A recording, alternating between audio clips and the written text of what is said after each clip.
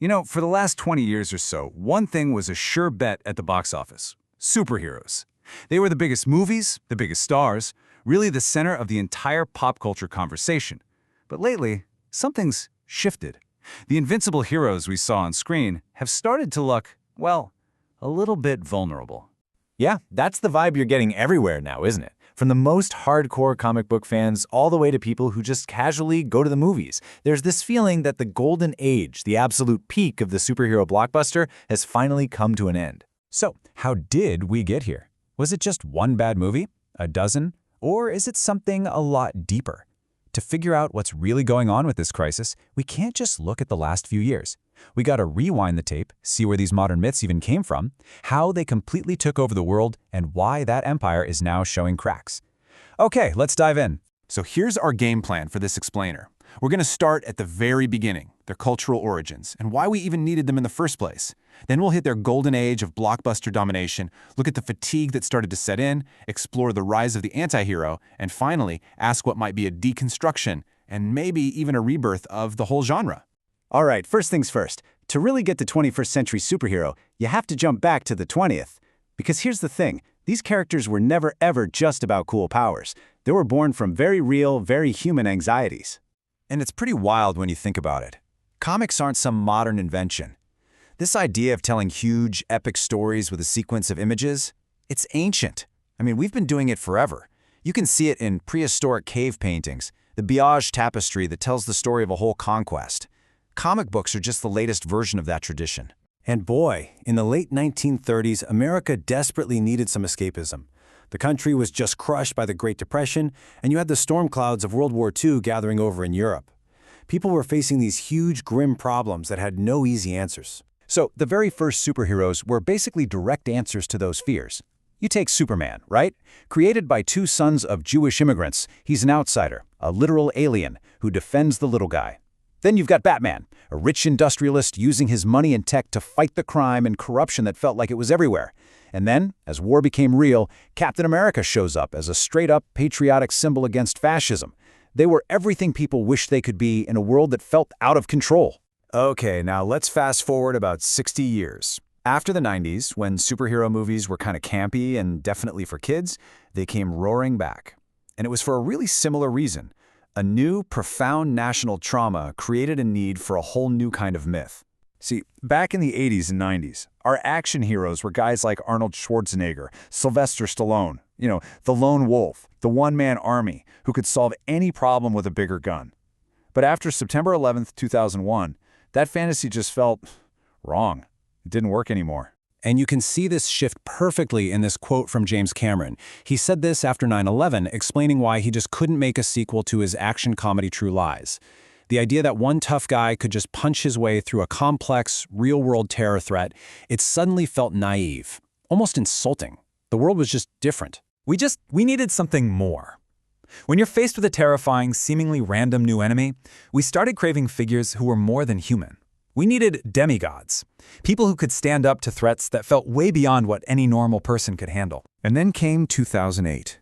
Bam! It all clicked into place. Two movies, released in the very same year, just perfectly captured this new cultural mood. You had The Dark Knight, this dark, gritty look at how you fight an enemy who just wants to watch the world burn. And then you had Iron Man, about a cynical weapons dealer forced to face the mess he's made and become a hero. Suddenly, the genre was serious, it was relevant, and it was unbelievably popular. Building on Iron Man's insane success, Marvel Studios basically cooked up this genius formula. They weren't just making movies anymore, they were building an entire universe. Each film acted like a commercial for the next one, with these post-credit scenes that trained us to stay in our seats. They were telling you you had to see every single one to get the whole story, all building towards this massive team-up. It was less like a movie series and more like a TV show where every movie was a must-see episode. And for a solid decade, that formula was absolutely unstoppable.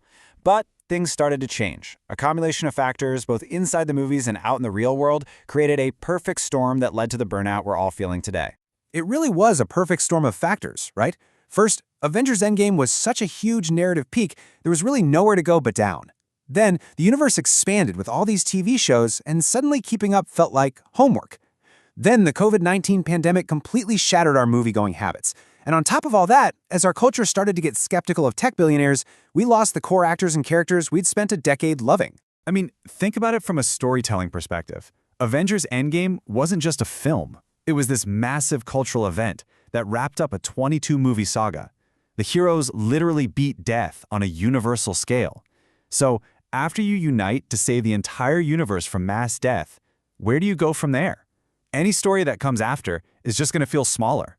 The climax already happened.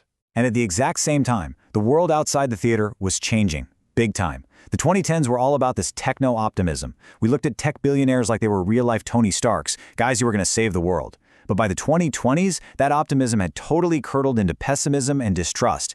And that whole nerd hero archetype that powered the MCU, it suddenly felt really out of touch. So, as our faith in that classic, noble hero started to fade, a totally different kind of character stepped in to fill that void. The stories that started to really hit were darker, way more cynical, and a lot of the time, they were about the villains themselves.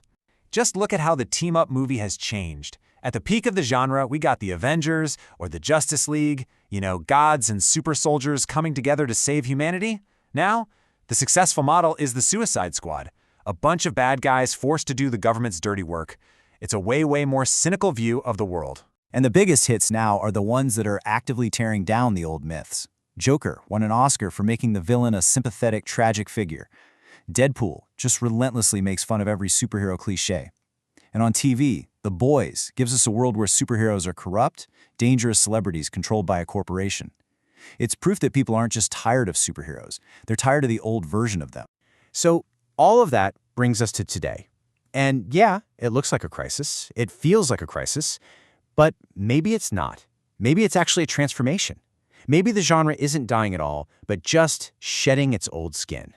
I think the best way to think about it is to see superheroes as our modern mythology. I mean, characters like Superman and Batman, they're like the Greek gods, or Dracula, or Sherlock Holmes. They're these timeless ideas that don't really die. Instead, every generation kind of breaks them down and then rebuilds them to reflect their own anxieties and their own values. And this suggests that maybe the real problem isn't the characters themselves, but the way the movies are being made. It feels like the ambition for a fresh, creative reinterpretation has been replaced by just playing it safe, leaning on nostalgia. That creative ambition has faded, and as an audience, you can feel it. When the movies stop taking risks, the audience stops caring. Which leaves us with the big question. With new, ambitious projects on the horizon like James Gunn's fresh take on Superman, are we actually watching the end of an era? Or are we just seeing the painful but necessary birth of the next one? The heroes might look different in the future, but our need for myths, for stories that help us make sense of a chaotic world, that never, ever goes away. It just evolves.